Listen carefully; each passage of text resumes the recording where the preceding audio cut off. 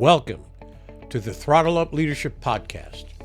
Our theme for 2025 is the future of work. Meaning is the new money. In a world shaped by rapid innovation and constant change, the pursuit of purpose and impact has never been more important. I'm Dr. John Dentico, your host, bringing over 30 years of experience in leadership, strategic thinking, and purpose-driven innovation. Here, we tackle the pressing challenges of our time, from the rise of artificial intelligence to the growing need for meaning in the workplace. Together, we'll uncover how leaders can ethically integrate AI to enhance decision-making and keep humanity at the heart of their organizations. Remember, amidst all the technological advancements, in the end, it's always about the people. This podcast is your resource for actionable tools, thought-provoking discussions, and inspiring stories. It's time to go beyond leadership development and focus on leadership impact, creating workplaces where people thrive, innovation flourishes, and meaning truly becomes the new currency. Thank you for joining me on this journey. Now, let's throttle up and dive into today's episode. Hello and welcome to the Throttle Up Leadership Podcast. I am your host, Dr. John Dentico. With me today is Steven Puri.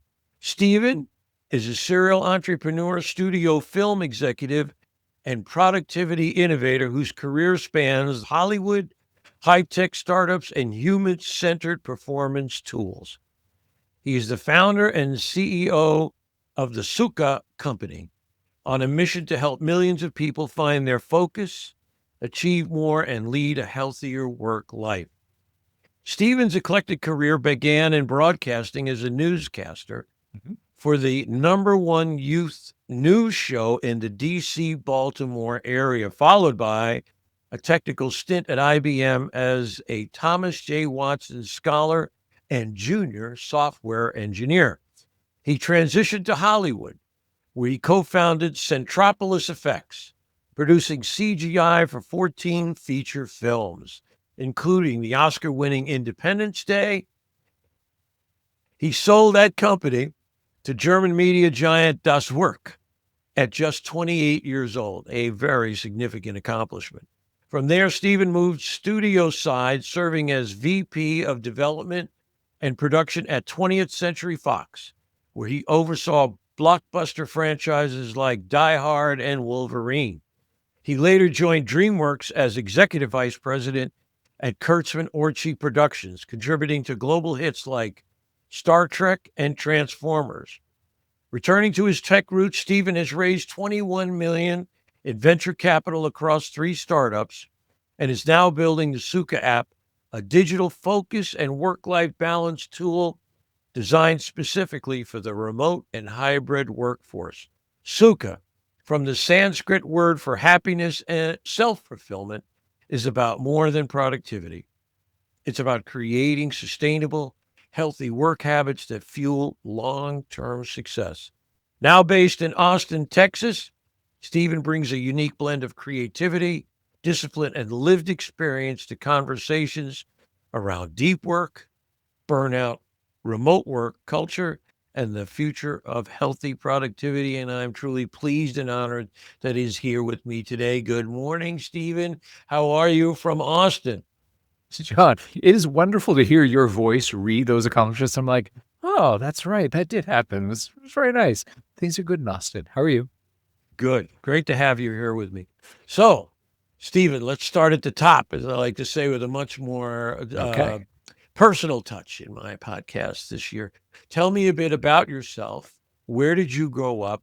And what were some of the most significant influences in your early life? I was born in upstate New York. Both my parents were at IBM. My dad was a chip designer. My mom was a software engineer. And they met at IBM. When I was 3, my dad moved to Northern Virginia. My parents both moved, but my dad transferred within IBM to the division that did the Department of Defense work. So we were closer to the Pentagon. Most of my childhood memories are there. As I mentioned, I happened to be on a TV show there on Channel 5. There was a youth news show. It was the top-rated youth show in the DC, Baltimore markets. It was fun having an exposure to entertainment. USC in California recruited me and said, oh, if you want to be a broadcast journalist, we have a great journalism school, and probably second only to Columbia as a great print school. And so I went to California, and it was interesting because I had one foot in engineering because my mom had taught me to code. It's, if your mom's an ice skater, you learn to ice skate, right? So I knew to do that. I was a Watson Scholar from IBM, and I made money working at IBM because it was a great way to fund college. I happened to be in LA. This is the luck of the draw. I would like to say there's a great plan laid here, but I happened to be in LA when I saw this big shift, which was film went digital. And I sat sort of in the middle of that. And then I knew entertainment. I could talk to a producer or a director, but I also was a code monkey. So I could talk to an engineer and be like, hey, this is kind of what we need to do architecturally. And I was there when that took off. I got very lucky, founded a company with the director and producer of Independence Day. The three of us ran that, eventually sold that to Das Werk. They're like Liberty Media of Germany. And that was my segue. That was like one of my big segues as a youth into, oh, like there's this whole world of film. How fun is that? And ended up producing and working studio side on a number of movies, mainly the kind of movies I like, summer, fun, action movies. And then had a moment where I was like, you know what? I think I'm not going to wake up and be 40 or 50 years old and like telling my kids, Dad has to go to work, make Die Hard 11. It just didn't seem like the end of the path that I had imagined for myself, even though my path had taken some turns. So as that brings us to today, what's the thing I knew? If it wasn't entertainment, it was tech. So I got back into tech, started learning more because the mobile app ecosystem had started by that time. Did 2 companies, both failed. Raised some money because obviously I'd done stuff in my life. People voted and believed in me, but ultimately neither of those got to the point where they scaled like, oh my God, we doubled our user count last night. Our monthly active users didn't get there. And in doing both those companies, which were completely remote, and we went into the pandemic, that was when the bell went off in my head. And that's when I was like, I know what I want to do. What an amazing story. I mean, you've had some wonderful life experiences. It has been a fun ride. Serendipity plays a role. You just never know. You're in the right place at the right time and the heavens open, if you will. I want to always be humble about the things that have gone well in my life because so much of them are you were the right place, the right time. And I think it's true in general. If you think about even companies, major billion-dollar companies like Uber and Airbnb, if you had tried to do those like 2 or 3 years earlier when we were not in a recession, it'd be much harder to get people to go like, oh yeah, I'll let some random person sleep on my sofa. I'll drive around some random person. But suddenly they happened to launch that moment. People were like, yeah, I could use $50. How bad could this be? There's a lot of having those sort of macroeconomic tailwinds that propel you forward. I've been lucky to have been the recipient of some of that. Good luck. It's a great life story. I wanted to ask you some questions, as I have a habit of doing. You've worked in both high-pressure Hollywood studios and fast-paced tech startups. How did those environments shape your understanding of productivity and work-life balance? John, that is such a fantastic question. When the pandemic hit and I was the CEO of a tech company, it was entirely remote. What was interesting to me is suddenly tech had to shift this mindset of like, well, all our engineers and designers were not cloistered in an office. And suddenly it opened up the world to a lot of things.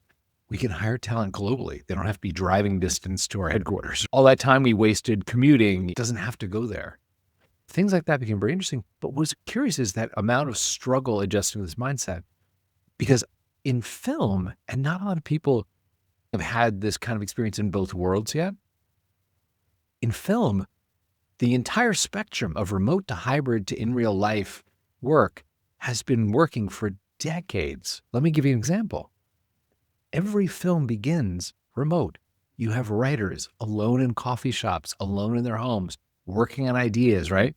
And then they get to know a producer and you have lunch together and they pitch some ideas. Eventually one of those ideas gets traction. And then you get a director board. You set up a production office where 1 or 2 days a week, you come in for meetings.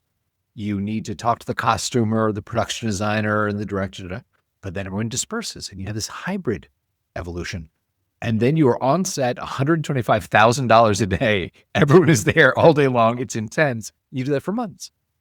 And then it goes back to hybrid, where it's like there's an editor working quietly, and it goes back to remote. Seeing how leaders would lead teams through all the stages before there was even this big convention of naming things like, well, are you a remote company? Are you a hybrid company? It was just the natural flow of it. Some of those lessons carried over into tech, where I was like, actually, here's some great techniques to help us be healthy and productive in a remote or a hybrid environment. And that's really what I'm focused on right now with Sukha. Great. Yeah, there's a personal aspect of it when you're filming. Everybody's on set. You do the hybrid stuff to get ready, get everything planned, the storyboards, and then you film and go back to hybrid. So there is this movement back and forth between the personal, if you want, on set and the hybrid. So that's very interesting. I think it's a good way to proceed. There has to be this movement between the personal in person as well as the hybrid. So that's really great. Let me ask you this question. The Sukha app is designed to promote happy productivity for remote and hybrid workers. What does that term mean to you? And how does the app help users achieve it without giving away any state secrets? I don't have any state secrets. It's all out there. Let me answer your question by working backwards from the problems that I have and the problems a lot of our members have, because I'm lucky to have spoken to hundreds of them, right? And they're very common. There is one problem that sounds so obvious and so ridiculously subtle, but it is pervasive, which is sometimes it's hard to get started. And that manifests in a number of ways. Maybe you have an organized task list and you look at it and you go, I'm overwhelmed. I don't even know where to begin. Like this is it. Maybe you're not organized with a task list and you're like, I wish there was some structure just telling me right now you have to do your TPS reports. They're due Wednesday morning. That was one thing where I was like, how can I address that? Because I experience it.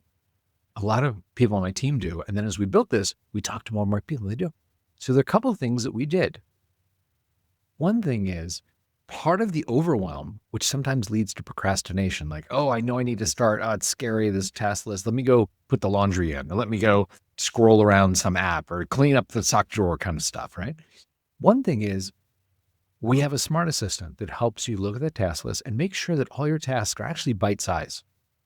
That it is something where it's not like you have a task that's like, write the book. You're like, that's not going to happen today. But there is the thing of saying like, why don't we just do a chapter 1 outline?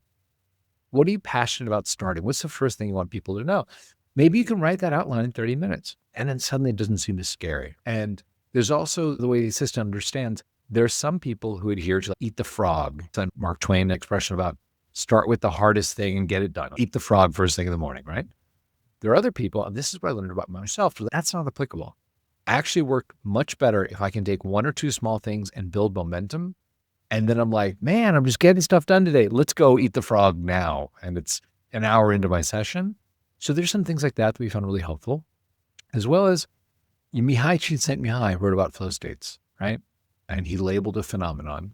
And just to make sure that all of your listeners know this, I'm sure many do, there might be a few that are like, flow states. The flow state is, if you've ever had that experience of you look up after an hour, 2 hours of working and you're like, you didn't even look at the clock. You didn't go to the bathroom. You didn't fidget. You didn't go to the fridge. You just look up and you're like, wow, I feel great. I got something meaningful done. My brain went into that state.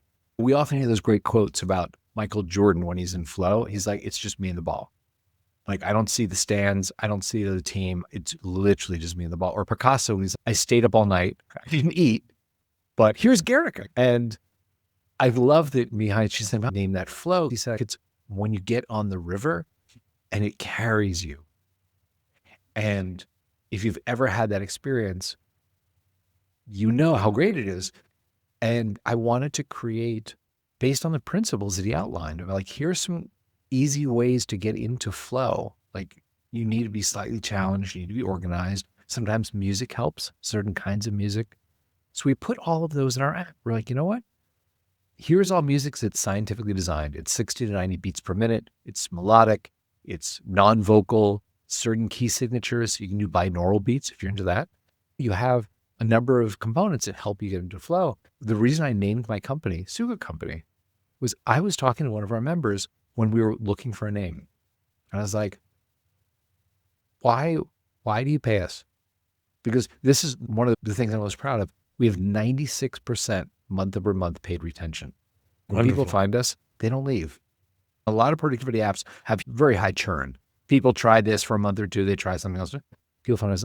I just asked them, I was like, I'm really struggling. I'm inside the bubble. You're outside the bubble. Can you tell me how you see what we do? And he said, I'll give you an answer, but it's not the answer you're looking for. You want me to name like, oh, I love the music. I love the smart assistant. He's like, I'll tell you this. At 3:00, I can be playing with my kids. Or at 6:00, I can be like, where the hell did the day go? And the difference is, did I open your app in the morning? I was actually on my honeymoon like 2 years ago. I was telling this to my wife, and we met in yoga, and there's a lot of Sanskrit concepts that are present for us. She said, that's kind of sukha, that feeling of self-fulfillment, happiness. That I think is actually what you do. You're not like Focus App 14 or Focus Mate or Productivity Companion. She said, what you're doing is productivity may be a path that you help people on so that they feel happy and self-fulfilled and they have more time back in their day. That is ultimately why we named the company, the Sukha Company, the happiness company. We try to help you get to do something great. We feel self-fulfilled. Brilliant. We'll see. No, I think it's great. I have to tell you an interesting story talking about flow. A couple of weeks ago, I was doing a presentation, and I have always used PowerPoint slides. Okay. Now, my PowerPoint slides are not, there may be 2 or 3 words on them. It's better that way. They're just pictures. But I noticed something else happen. And that was I started really feeling as though they were interrupting my flow. I'd check back with the slide almost. Okay, let's talk about this. Here's a picture of this. I was talking and then I'd have to stop and readjust. And I've finally reached a point where I said, you know what? I have to find the right opportunity where I'm not going to use any PowerPoint slides at all. I'm going to put one slide up. And that's it. And just go with it. Because a long time ago, I tried to memorize a speech. It was a complete and utter disaster. It's kind of unnatural. It's the worst thing I have ever done Yeah. in terms of standing in front of an audience. Yeah. Luckily, it wasn't a paid audience. It was just a training. Yeah. I recognize that I cannot do, there are people who do that. Mm-hmm. I can't do that. I'm much more extemporaneous. I feel the audience. I know what I want to say. Boom, here we go. I always tell people, I have no idea what I'm going to say. I came here today to find out what I was going to say. I get it. I get the concept completely. Yeah, I understand. And I understand what I'm writing too.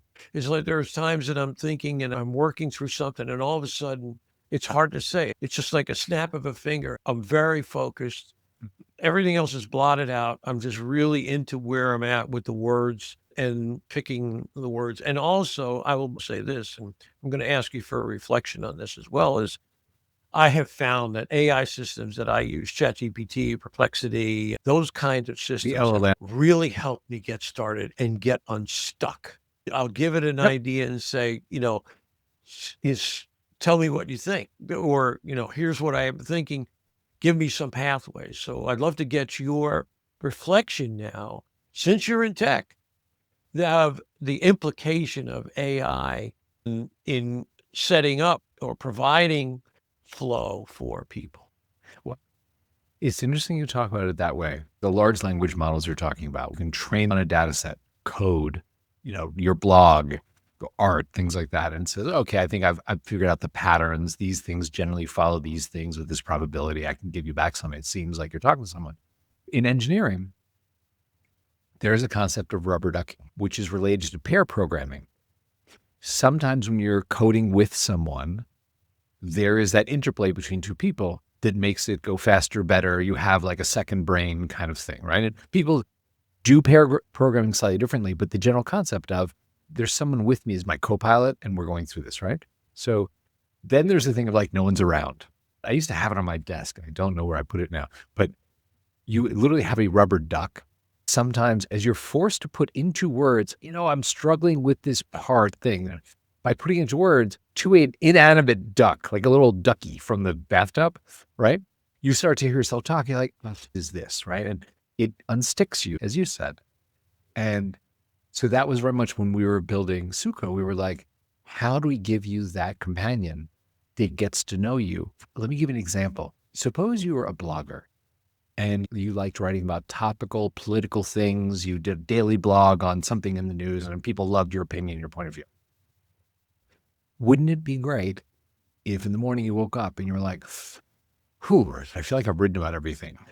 And your assistant said, hey, here are 3 ideas while you were sleeping last night of things that happened that seemed to play into the things you love to write about. And they helped you get unstuck. Or maybe 2 of them were stupid, but one was like, actually, I could write, I could make something out of that. And to have that companion there, like you said, an LLM that's learning who you are, that has the context of who you are, whether it's you're a coder, a designer, a writer that is there, couldn't agree with you more. It's a fantastic tool. It is a probabilistic sort of mechanism, but man, I find it useful. A lot of our members find it useful.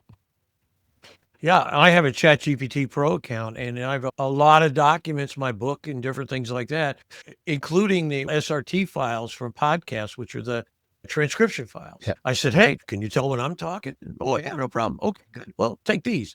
It really helps me formulate perspectives. It does, from time to time, hallucinate. Yeah. And you have to bring it back. I asked it to make recommendations on a PowerPoint slide presentation I was doing. And in the end, I threw it all away. I said, no, this is not going to work for me. I had to just manually devise it my own self because it's trying to take me here and go, no, that's not where I want to go with this. Yeah. I want to stay here. But other times it just does a brilliant job of laying things out for me in such a way that I can see them more clearly. So I appreciate your comments. It's true. There are 2 things because I relate to your story so much. This morning, before we started chatting, I was actually working on a new feature in Sukha.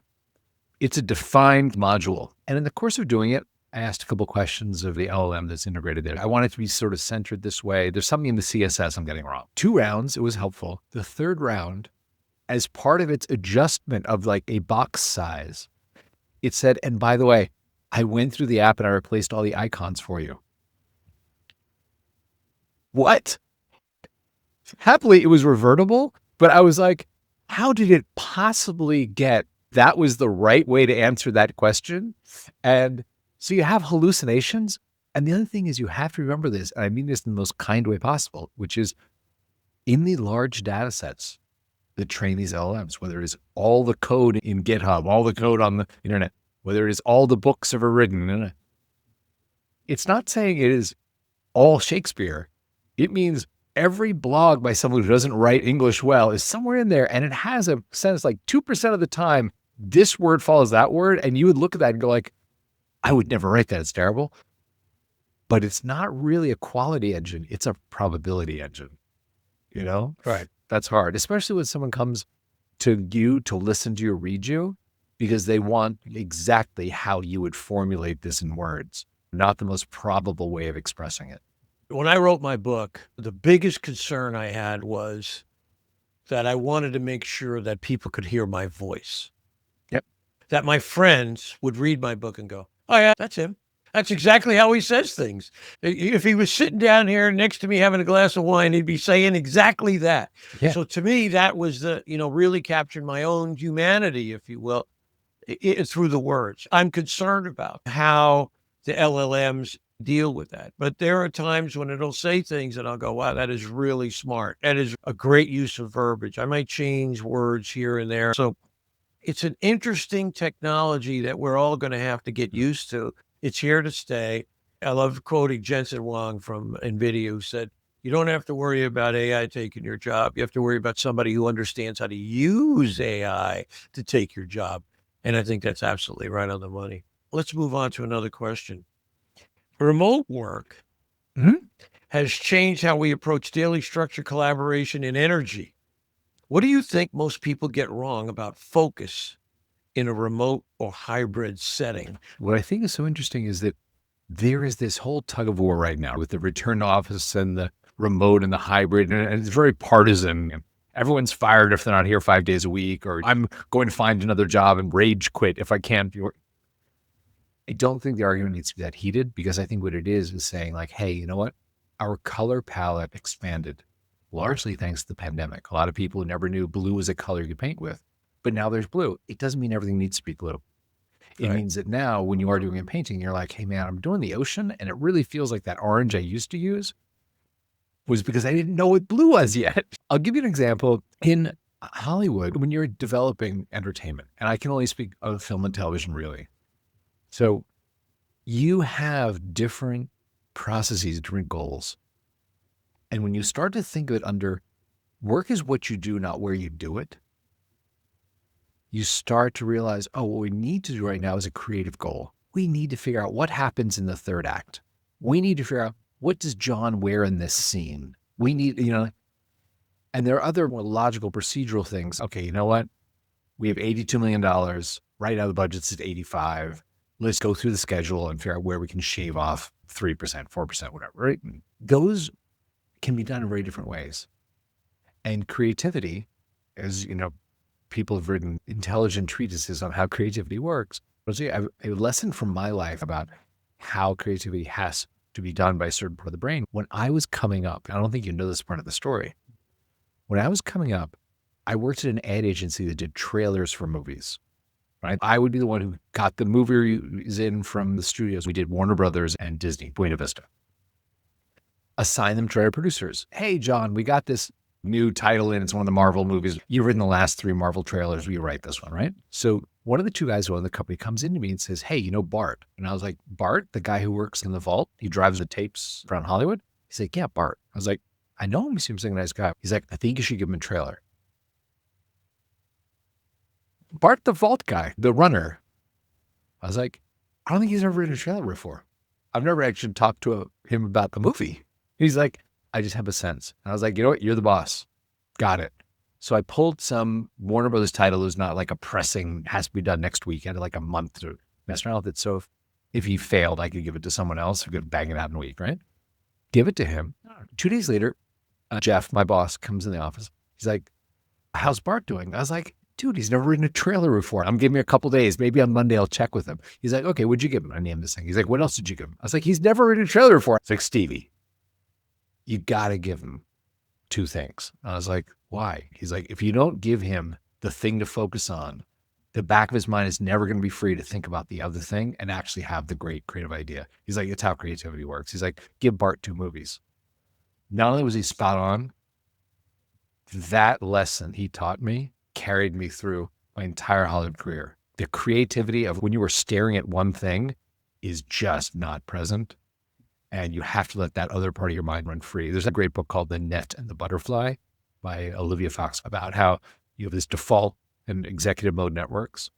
So it's like, oh, going forward with remote and hybrid work, I understand you have to say, what is the goal here? It's a creative one. How do I create a creative environment? It's probably not us sitting in an office, John and Steven staring at each other going, I don't know. What about next? Absolutely. I have experienced this. I've talked about it a couple of times. I do my best thinking, creative thinking, behind the wheel of a car. Driving and showering are the number 1 and number 2. I don't know what it is. It's in the book. I'll definitely get that book. I'd love to read it. There's 2 ways that I've gotten myself unstuck before the advent of AI. Number 1 is get behind the wheel and go for a drive.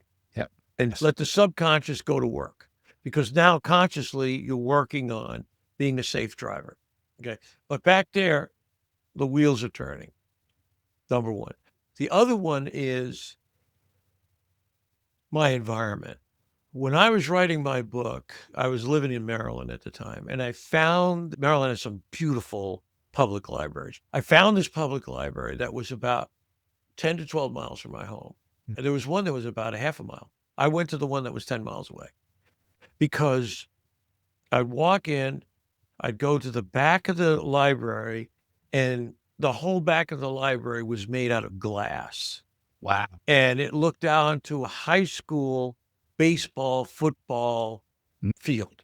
I bet the light. And I could just sit there and look at the field, watch the wind, watch the sun, or the kids playing, and that would unstick me from writing. The conscious effort is here. The subconscious effort is doing business back there. It's very interesting to me that you've come to the same destination through a different route. I absolutely agree with that, 150%. It's just incredible, really, just amazing. Let me move on to another question, if I can. In the world that you live in the world that you work in, if you had a magic wand and you could wave it at an issue or a problem. You've asked this question before. I've asked this question many times before. I think it's a revealing question. If you had a magic wand and you could wave it at any issue or problem you see in the work world or the world you live in, what would that problem be and why did you choose that? I'll tell you, and this is very close to my heart, which is, it is about incentives, and I think a lot of people, obviously, Warren and Charlie have talked about this in the financial markets, but if you understand the incentives in a system, you can predict the behavior of people. And I'll tell you, with social media, I'm going to have my first child in November, God willing, everything goes well. And I think a lot about what are the incentives in his life. And when you're at, for example, a social media company, the amount of stock and stock options offered to you, if you can find one more second of time on site or time in app, because that multiplied across the billion people in that app means huge ad revenue for the company. So you have huge incentive just to go, hey, if I could just get everybody to watch this 1 second longer, I'm going to make a ton of money. So you have some of the best minds in the world, engineers, behavioral psychologists, designers, working to figure out, can we just steal one more second from a billion people's lives? And then we all retire rich, right? Mark, Evan, Elon will reward us with stock options. And that incentive is so, it turns my stomach. If there was something that I could do to say, how could we rewire this system so the incentive would be to enable people to do something great, as opposed to, if I could just get you to waste your life a little bit more, I become rich. Very interesting. I have to get back to scrolling TikTok. I'm really busy right now. That's right. In some ways, I think of it as a self-fulfilling prophecy in this sense. I agree with you about incentives. I've seen people do crazy things, nasty things, based on the incentive, their personal incentives. So I get it. But I think that if organizations choose to live and prosper, they're going to have to come to grips with understanding how to release and harness the power of their people in that organization. If they don't, back to this hierarchical perspective of we're the leaders, you're just the followers, I don't think they're going to be around very long. I think because the thing I learned, I'll tell you another interesting story. I had a guy on my podcast named Arnaud Lucas. Arnaud is the chief technology officer for a company in the travel space of trains and buses. The company's called Wanderoo. And we were getting into the conversation about layoffs. Ooh. I said, reading all these internet publications about the layoffs in tech. He said, yeah, that happens. The difference is that now we're making adjustments every quarter instead of once a year. So we adjust based on how the company is moving along. He said, we're always looking for great talent.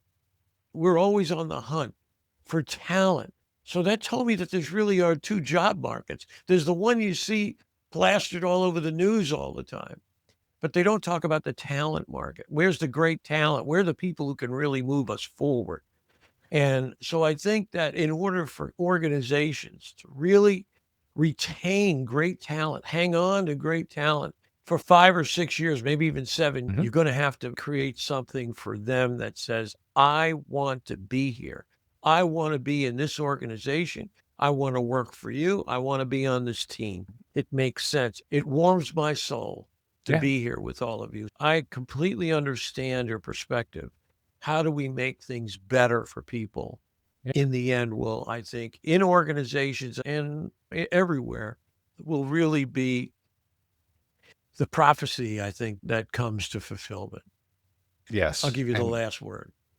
What you said is entirely true, and I would only add this. The decisions we make around our work environment, especially how much time we spend working, they shape the world that we're going to hand to the next generation, right? It is not just the time we spend with our family, but also work. Most of us have to work to eat and have shelter and, do the things we do. And by doing the things to make it 1% better, if each of us made work 1% better, allowed us to be more self-fulfilled, it creates a change in the world. Everyone carves out their way in which they're going to have an effect on the world, their family, or their community. I hope that people are inspired to go out and say, like, what you've said in many of your podcasts, how can I lead teams, inspire them forward to be better, to be expressing who they are and do something great? Well, I appreciate that. Listen, this has been a joy. I appreciate your time today. I had a wonderful time. You're a great guest. I mean, you got a wonderful background that you bring that many of my other podcast guests don't have, your background and experience. And I love bringing different perspectives into It's the a fun ride podcast. we're So on. it's a fun ride we're on. I want to wish you and your family the absolute best in the future, all the success in the future, good health to your new son. Thank you. Thank you so much for your time. I appreciate it. Thank you for giving me this opportunity. Great.